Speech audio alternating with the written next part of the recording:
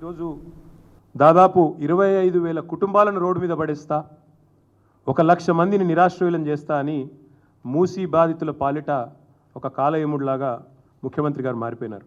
నేను ముఖ్యమంత్రి గారిని ఒకటే అడుగుతా ఉన్నా, మీకు ఎవరిచ్చారు ఈ అధికారం? అసలు తప్పు చేసింది ఎవరు? నేరం చేసింది ఎవరు? శిక్ష ఎవరికి వేస్తున్నారు మీరు చూడండి, వాళ్ళ మాటలు వినండి దయచేసి. ఎవరైతే బాధితులు ఉన్నారో మా దగ్గరకు వచ్చి చెప్తా ఉన్నారో వారి మాట దయచేసి మీరు వినండి, వారి ఆక్రందనలు వినండి. 1994లో మీ కాంగ్రెస్ ప్రభుత్వం ఉన్నప్పుడే మాకు పట్టాలు ఇచ్చారు, మాకు రిజిస్ట్రేషన్లు అయినాయి.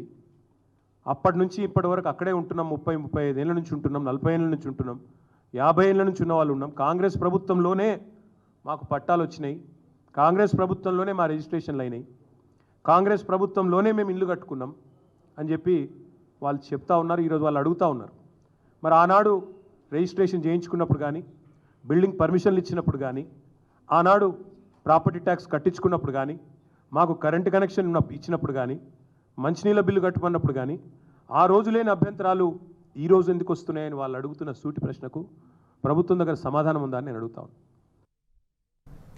ఇల్లు అనేది ప్రజల ఎమోషన్ అన్నారు బీఆర్ఎస్ వర్కింగ్ ప్రెసిడెంట్ కేటీఆర్.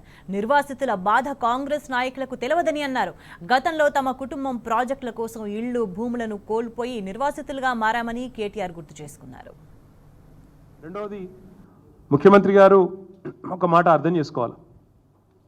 అసలు ఒక పేద మధ్యతరగతి కుటుంబానికి ఇల్లు అనేది జీవితకాలం వాళ్ళు చేసిన కష్టానికి ప్రతిరూపం. ఇల్లు అనేది ఒక ఎమోషన్. ఇల్లు అనేది ఆ కుటుంబం మొత్తం కలలుగానే ఒక సౌధం. అదేదో కేవలం ఒక 4 ఇటుకలు లేదా 2 రాళ్ళు పెట్టి కట్టిన ఒక కట్టడం కాదు. ఇల్లు అనేది ఒక జ్ఞాపకాల పొదరిల్లు. అలాంటి ఇల్లును మీరు నిర్దాక్షిణ్యంగా కూల్చేస్తామంటే ఆ బాధ మీకు తెలియకపోవచ్చు రేవంత్ రెడ్డి గారు, మాకు తెలుసు. మా కుటుంబం స్వయంగా కేసీఆర్ గారి కుటుంబం ఒకసారి కాదు 2 సార్లు డిస్ప్లేస్ అయ్యాం మేము. మా నాయనమ్మ ఊరు పోసాన్పల్లె అని అప్పర్ మానేరు డ్యాంలో 1940లో మునిగిపోతే అక్కడి నుంచి తట్టాబుట్టా తీసుకొని మేమంతా చింతమడకకు వచ్చింది మా కుటుంబం. మా అమ్మమ్మ ఊరు, మా అమ్మగారి అమ్మ ఊరు మొన్న మిడ్మానేరులో మా ప్రభుత్వం వచ్చిన తర్వాతనే 2014 తర్వాత మా అమ్మమ్మ గారి ఊరు కూడా మునిగిపోయింది. మా జ్ఞాపకాలు, ఆ ఇల్లు అన్నీ అక్కడే పోయినాయి. సో ఒకసారి కాదు 2 సార్లు డిస్ప్లేస్ అయిన ఫ్యామిలీ మాది. మాకు తెలుసు ఆ బాధ ఎట్లుంటుందో తెలుసు. ఒకసారి నిర్వాసితులుగా మారితే ఆ ఊరితో అల్లుకున్న జ్ఞాపకాలు కానీ, ఆ ఇంటితో అల్లుకున్న కొన్ని ఆశలు, ఆకాంక్షలు కానీ ఎట్లుంటాయో మాకు తెలుసు. మీకు తెలియకపోవచ్చు రేవంత్ రెడ్డి గారికి, ఎందుకంటే మీలాగా అయాచితంగా లకీల్రాలో వచ్చినట్టు ధన్మనే ఊడిపడలేదు ప్రజలు. పాపం కష్టపడి, ఇదే మీ కాంగ్రెస్ ప్రభుత్వమే, ఇలా మీరు ముఖ్యమంత్రి కావచ్చు కానీ గతంలో మీ కాంగ్రెస్ ముఖ్యమంత్రులు ఉన్నప్పుడే అన్ని అనుమతులు తీసుకొని కట్టుకున్న ఇండ్లు ఇవి. 20, 30, 40 ఏళ్ళ కష్టంతో, రెక్కల కష్టంతో కట్టుకున్న ఇండ్లు. పట్టాలు ఉన్నాయి, రిజిస్ట్రేషన్లు ఉన్నాయి, ఇంటి నెంబర్లు ఉన్నాయి, కరెంటు బిల్లులు ఉన్నాయి, నల్లా బిల్లులు ఉన్నాయి. అన్ని అంటే చట్టరీత్యా అన్ని రకాలుగా న్యాయమైన పూర్తి స్థాయిలో ప్రభుత్వం గుర్తించిన ఇండ్లు. కానీ దాని మీద ప్రచారం ఎట్లా చేస్తున్నారండి? ఇవాళ నేను చూస్తూ ఉంటే సోషల్ మీడియాలో కాంగ్రెస్ వాళ్ళు ఆ కనుగోలు గారు ఏదో కొత్త టీం పెట్టిందట, 500 మందిని పెట్టి ప్రచారం ఎట్లాంటి, వీళ్ళంతా ఆక్రమణదారులు, వీళ్ళందరూ కూడా FTLలో కట్టినరు, బఫర్ జోన్లో కట్టినరు. అంటే మరి ఇన్ని రోజులు గుడ్డి గుర్రాల పనులు మీరు మీ ప్రభుత్వాలు, గతంలో కాంగ్రెస్ ప్రభుత్వాలు 50 ఏళ్ళ మీ నిర్వాహకమే కదా ఇవాళ వాళ్ళందరూ ఇంత అవస్థలు పడ్డానికి కారణం. 50 ఏళ్లలో ఎన్నడన్నా పట్టించుకున్నారు? ఇగో ఇది 2016లో మా ప్రభుత్వం వచ్చిన తర్వాత ఫస్ట్ టైం హైదరాబాద్లో చెరువులు, వాటి యొక్క FTL, వాటి బఫర్ జోన్లు డ్రా చేస్తూ ఫస్ట్ టైం ఒక జీవో ఇచ్చిన ప్రభుత్వం మా ప్రభుత్వం 2016లో. అంటే అది వరకు 1956 నుంచి 2016 వరకు, అంటే సరిగ్గా 60 ఏళ్ళు ఒక్కరంటే ఒక్క ప్రభుత్వం కాంగ్రెస్ ఉన్నా, మిగతా ప్రభుత్వాలు ఉన్నా కనీసం వాటి బౌండరీస్ కూడా డ్రా చేసే ప్రయత్నం చేయలేదు. ఎట్లా వస్తే అట్లా పట్టాలు ఇచ్చారు, రిజిస్ట్రేషన్లు చేశారు, FTL చూడలేదు, బఫర్ చూడలేదు, ఏది చూడలేదు, కట్టిపారేసినారు, ఇచ్చి పారేసినారు. ఈరోజేమో ఇప్పుడు 2024 సంవత్సరంలో వచ్చి మీరు ఆక్రమణదారులు, మీరు తప్పు చేసినారు. నేను అడుగుతా ఉన్నా, మీకు దమ్ముంటే చేత అయితే మొదలు ఎవరైతే పర్మిషన్ ఇచ్చినో వాళ్ళ మీద చర్య తీసుకోవాలి. హైకోర్టు కూడా అదే చెప్పింది కదా. ఎవరైతే పర్మిషన్ ఇచ్చిండ్రో ఆనాడు, ఎవరైతే అధికారులు, ఎవరైతే ఆనాడున్న ప్రభుత్వాలు ఎవరెవరైతే ఈ ఆక్రమణలను మీరు ఈరోజు ఆక్రమణలు అంటున్నారు కదా, వాటిని ప్రోత్సహించిన వాళ్ళు ఉన్నారో మీ ప్రభుత్వాలే గతంలో, వాళ్ళ మీద చర్య తీసుకో. ఎందుకు మరి మేము 2016లో వచ్చి ఈ జీవో ఇచ్చేదాకా ఎందుకు మీ ప్రభుత్వాలు ఎన్నడూ పట్టించుకోలేదని నేను అడుగుతా ఉన్నా.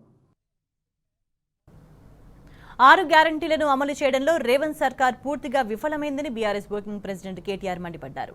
100 రోజుల్లో 6 గ్యారంటీలు అమలు చేస్తామని చెప్పి ప్రజలను మోసం చేసిందన్నారు. 420 హామీలు ఇచ్చి ఎందుకు అమలు చేయలేదని కేటీఆర్ ప్రశ్నించారు. ఇవాళ నేను మీ ద్వారా ప్రజలకు చెప్పేది, ప్రభుత్వాన్ని సూటిగా అడిగేది ఒకటే. అసలు ఎవరి కోసం చేస్తున్నారు ఈ ప్రాజెక్టు ముందుగా చెప్పాలని చెప్పి నేను రాష్ట్ర ప్రభుత్వాన్ని అడుగుతా ఉన్నా. మీ ప్రాధాన్యాలు ఏంటి? మీరు ఇచ్చిన వాగ్దానాలు ఏంటి? మీరేం చెప్పారు?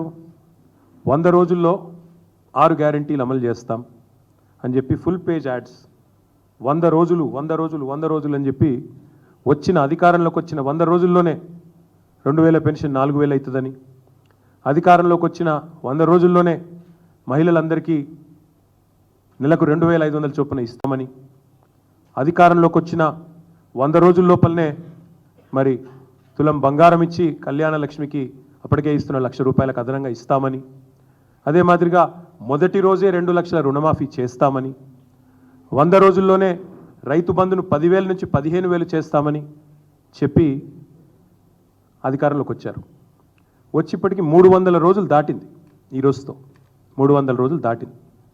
100 రోజుల్లో చేస్తానని చెప్పిన ఒక్క మాట చేయకపోగా 300 రోజులు దాటినా కూడా ఎప్పుడు చేస్తారో కనీసం స్పష్టత ఇవ్వకుండా, ఇవాళ అక్కరకు రాని అక్కర లేని ప్రజలు కోరుకొని ఏదో కాస్మెటిక్ ఎన్హాన్స్మెంట్ కోసం 1,50,000 కోట్ల రూపాయలు ఖర్చు పెడతాము అంటే, నేను రాష్ట్ర ప్రభుత్వాన్ని, ముఖ్యంగా ముఖ్యమంత్రి రేవంత్ రెడ్డి ఎవరైతే ఈరోజు మున్సిపల్ శాఖ చూస్తూ ఉన్నారో ఆయన సూటిగా అడుగుతా ఉన్నా, మీరు ఏం ఆశించి చేస్తున్నారు ఈ ప్రాజెక్ట్? దయచేసి చెప్పండి.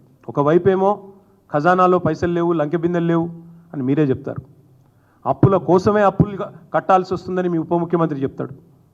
ఇంతవరకు కనీసం ఒక్క పని కూడా మీరు సవ్యంగా ఇచ్చిన హామీ ఒక్కటి నెరవేర్చలేదు. రుణమాఫీ అన్నారు, దేవుళ్ళ మీద ఒట్టు పెట్టారు, 15 ఆగస్టు అన్నారు, December 9 అన్నారు, ఇప్పటివరకు అది కూడా పూర్తి చేయలేదు. ఒక్క గ్యారంటీ కూడా ఇంతవరకు అమలు చేయలేదు. ఒక్కటంటే ఒక్కటి కూడా అమలు చేయలేదు. 420 హామీలు ఉన్నాయి, ఒక్కటి కూడా ఇప్పటివరకు 10 నెలలు అమలు చేసిన పాపన పోలేదు. ఒక్క కొత్త ఉద్యోగం కూడా ఇవ్వలేదు. ఢిల్లీ పార్టీలకు గల్లీ ప్రజల ఆక్రందనలు పట్టవని కాంగ్రెస్ పై బీఆర్ఎస్ వర్కింగ్ ప్రెసిడెంట్ కేటీఆర్ విమర్శించారు. ఎన్నికల్లో అబద్ధపు హామీలిచ్చినా రాహుల్, ప్రియాంక గాంధీ ఎక్కడ ఉన్నారంటూ ప్రశ్నించారు. మూసీ బాధితుల గోడు వాళ్ళకు పట్టదన్నారు. రేవంత్ ఇతరులకు శుద్ధులు చెప్పడం మానుకొని పేదలకు న్యాయం చేయడంపై దృష్టి సారించాలని సూచించారు. ఎన్నింటికి మించి లక్షలాది మంది జీవితాలు అంధకారం చేస్తా అంటే ఒక మాట అడుగుతా ఉన్న ముఖ్యమంత్రి నేను, మీ ప్రాధాన్యం ఏంది? అసలు ప్రజలకిచ్చిన మాట నిలబెట్టుకుంటావా? ప్రజలకిచ్చిన మాట ఏంటిది? మీరు రైతులకు రైతు భరోసా అన్నారు, రైతు కూలీలకు నెలకు 1000 రూపాయలు ఇస్తా అన్నారు, ఆటో డ్రైవర్లను బాగా చూసుకుంటాం నెలకు 1000 రూపాయలు ఇస్తా అన్నావు, మహిళా సోదరిమణులను కోటీశ్వరులను చేస్తా అన్నావు, నెలకు 2500 అన్నావు. అది ఏది చేయకపోగా దానికి దేనికి పైసలు లేవట. దానికి మాత్రం పైసలు లేవు, చేతులు రావు, మనసు రాదు. కానీ 1,50,000 కోట్లు ఒక మూసీ ప్రాజెక్టు. నేను ఒకటి అడుగుతా ఉన్నా, మూసీ ప్రాజెక్టు విషయంలో ముఖ్యమంత్రి గారు చెప్పాలా. మేము కూడా మొత్తం దేశంలో ఉండే అన్ని వివరాలు తెప్పించినాం. ఇగో ఇది నమామి గంగే యొక్క ఇగో డిపిఆర్ ప్రాజెక్టు వివరాలు మొత్తం, అసలు దాని మొత్తం ప్రాజెక్ట్ యొక్క పూర్వాపరాలు ఏంది, దాని కథ అనేది నేను కూడా అవుట్ ఆఫ్ క్యూరియాసిటీ తెప్పించిన. ఏంది అసలు నమామి గంగే ఏంది? 2400 కిలోమీటర్ల గంగా నది ప్రక్షాళన కోసం కేంద్ర ప్రభుత్వం స్టార్ట్ చేసింది ఈ కార్యక్రమం నమామి గంగే. 2400 కిలోమీటర్లు మొత్తం కలిసి దానికి పెట్టిన బడ్జెట్ ఎంతో తెలుసా? 40,000 కోట్లు. 2400 కిలోమీటర్ల గంగా నది కోసమేమో 40,000 కోట్లు. కానీ 55 కిలోమీటర్లలో జరిగే మూసీ సుందరీకరణ కోసం మాత్రం ఈ ముఖ్యమంత్రి గారు చెప్తారు 1,50,000 కోట్లు ఖర్చు అవుతుందంట. దీన్ని స్కామ్ అనక ఏమనాలి మరి మేము? దీని వెనకాల ఉన్న మతలబేంది చెప్పాలి కదా. ఇంకొక మాట కూడా రేవంత్ రెడ్డి గారు చెప్పాలి. అనుమతులు ఇచ్చిన ఇండ్లను కూల్చడం అంటే ఇది ప్రభుత్వానికి తన వ్యవస్థ మీద, తన యంత్రాంగం మీద, తన పరిపాలన మీద తనకే పట్టులేని తనానికి నిదర్శనం కాదని నేను అడుగుతా ఉన్నా. ఇంకొక మాట కూడా నేను రేవంత్ రెడ్డి గారిని అడుగుతా ఉన్నా.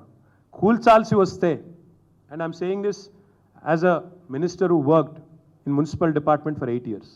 8 ఏళ్ళు మున్సిపల్ మినిస్టర్గా నేను పనిచేస్తున్నాను. కూల్చాల్సి వస్తే మొదట కూల్చాల్సింది నాలాల మీద ఉన్న వాటిని కూల్చాలంటున్నారు కదా, ఫస్ట్ కూల్చాల్సింది హైడ్రా కమిషనర్ ఆఫీసు. బుద్ధ భవన్ ఏదైతే ఎక్కడైతే హైడ్రా కమిషనర్ కూర్చున్నాడో అదే FTL మీద ఉంది. అసలు FTL అంటారు సరే, నాలా మీద ఉంది. హుసేన్ సాగర్ పక్కనే ఉండే నాలా మీద బుద్ధ భవన్, దానిలోనే ఎలక్షన్ కమిషనర్ ఉంటాడు, యువతల దిక్కొస్తే హైడ్రా కమిషనర్ ఉంటాడు, అందులోనే విమెన్స్ కమిషన్ ఉంది. ఫస్ట్ ఆ బిల్డింగ్ కొట్టాలి మీరు నిజంగానే కూల్చాల్సి వస్తే. రెండోది ఏం కొట్టాలి తెలుసా మీరు? ఏ GHMC అయితే పర్మిషన్లు ఇస్తుందో ఆ GHMC బిల్డింగ్ను రెండోది కొట్టాలి. ఎందుకంటే GHMC బిల్డింగ్ కూడా నాలా మీదే ఉంది. మరి నువ్వు ఇతరులకు శుద్ధులు చెప్పే ముందు నీ కాడికెళ్ళి మొదలు పెట్టాలి కదా. చారిటీ బిగిన్స్ ఎట్ హోమ్ కదా, అది చేయరట. నాకు తెలిసి మరి ముఖ్యమంత్రి గారికి నా అవకాశం ఇస్తే మనం కొత్తగా కట్టుకున్న డాక్టర్ బాబాసాహెబ్ అంబేద్కర్ సెక్రటేరియట్, ఎందుకంటే ఆయన ఒక లక్ష్యం పెట్టుకున్నాడు, కేసీఆర్ ఆనవాళ్ళు లేకుండా చేయాలి. మరి సెక్రటేరియట్ని చూడగానే అందరు కేసీఆరే గుర్తొస్తాడు. మొన్న గణపతి బప్ప మోరియా అనుకుంటే వెయిన్రాడికి వెళ్ళి ఆడ రాగానే కేసీఆర్ యాదకి వచ్చింది, కేసీఆర్ పాటలు పెట్టగానే ముఖ్యమంత్రికి ఇరిటేషన్ వస్తున్నది.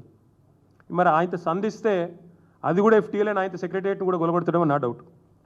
నేను అడుగుతా ఉన్నా ముఖ్యమంత్రిని, ఇట్లా మూసీ బాధితులు ఆక్రందనలు చేస్తుంటే, మూసీ బాధితులు ఇబ్బంది పడుతుంటే నిన్న మొన్నటిదాకా డైలాగులు కొట్టిన మీ అధినాయకులు ఎక్కడ?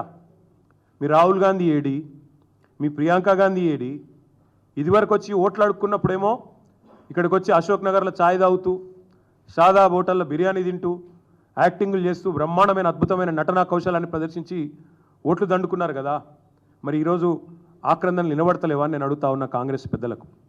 ఢిల్లీ పార్టీలను ఎప్పుడు గెలిపించినా గల్లీలలో ఎప్పుడు ప్రజల ఆక్రందనలు ఇట్లే ఉంటాయి. నేను ఇంకొక మాట